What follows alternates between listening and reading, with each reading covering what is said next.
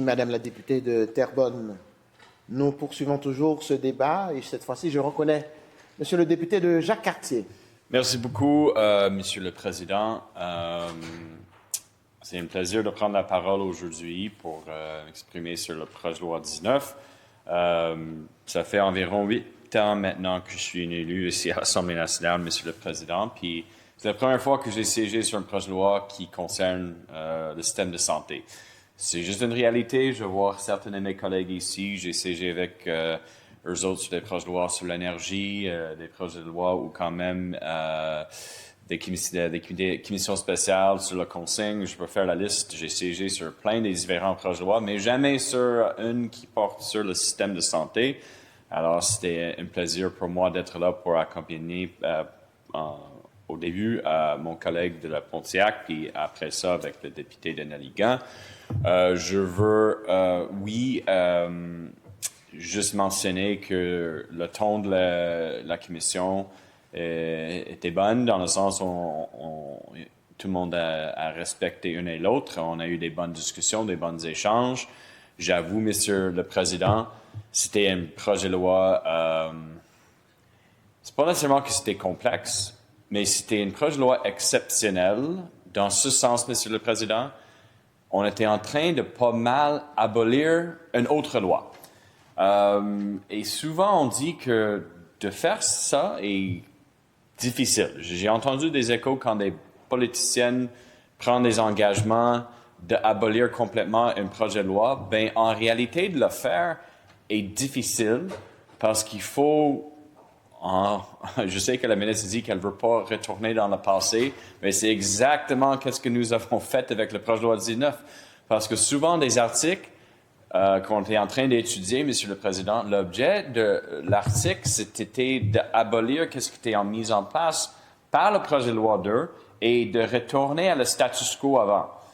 Alors souvent, comme des législateurs, il faut être vigilant et j'ai posé à plusieurs reprises à la ministre puis l'équipe avec elle d'expliquer, ben, on est en train d'abroger un article, mais ça va être remplacé par quoi exactement? Puis on est en train de jouer dans une autre loi. Alors, chaque fois qu'on a dit ça, on a demandé à l'équipe gouvernementale d'expliquer ça, puis on a reçu le maître Parquin qui a bien expliqué ça à nous, ou quand même Dr. Bergeron. Mais c'était pas facile. Et quand même, on a poussé le côté du gouvernement de réfléchir un coup des fois. Mais j'ai jamais eu une expérience comme ça avec un projet de loi. Beaucoup des projets de loi où on a vu un paquet des amendements à la dernière minute, mais jamais un projet de loi pour réécrire l'histoire. Je vais te dire ça comme ça, Monsieur le Président, et c'est exactement ce que nous avons fait. Je veux reprendre un petit peu les messages et les mots de le collègue de Saint-Henri-Sainte-Anne, Monsieur le Président, parce qu'il demeure beaucoup des questions. Et encore, pourquoi ce projet de loi était exceptionnel. On était en train de, abolir l'ancien projet de loi 2 ou la loi 25, mais en même temps, le gouvernement est en train de négocier une entente qui n'est pas finale. On est en entente en principe.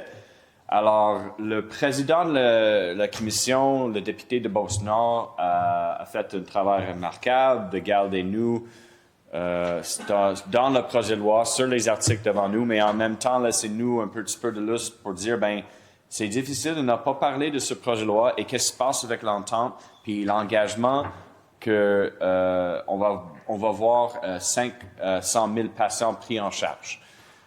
Mais comment tout ça va fonctionner exactement? Et on n'a pas une chance nécessairement. On n'est pas autour de la table des négociations, alors ça laisse-nous un peu la chance de poser des questions à la ministre. Ben, qu'est-ce qui va arriver exactement? La ministre vient de mentionner que les 140 000 patients vulnérables vont être pris en charge avant le 30 mars. C'est bien correct. Et comme le collègue de Saint-Henri-Sainte-Anne a mentionné, mais une prise en charge, c'est on reçoit une lettre d'une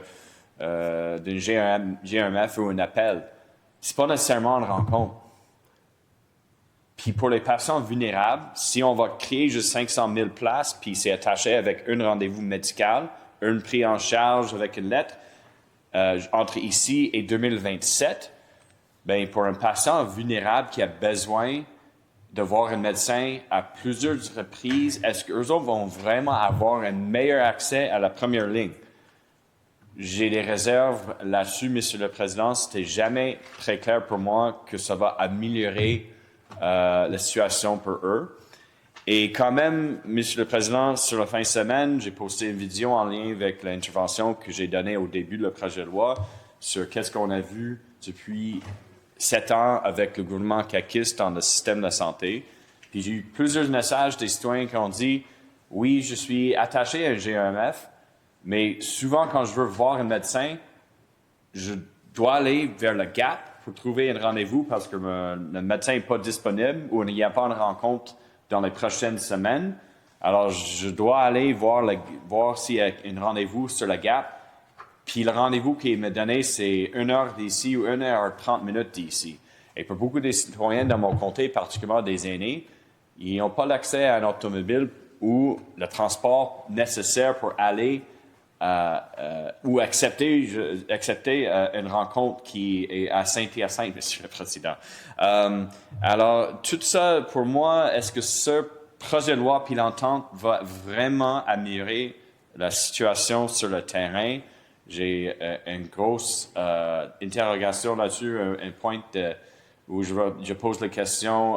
On va dire on verra, mais difficile de voir comment ça va vraiment améliorer les choses sur le terrain.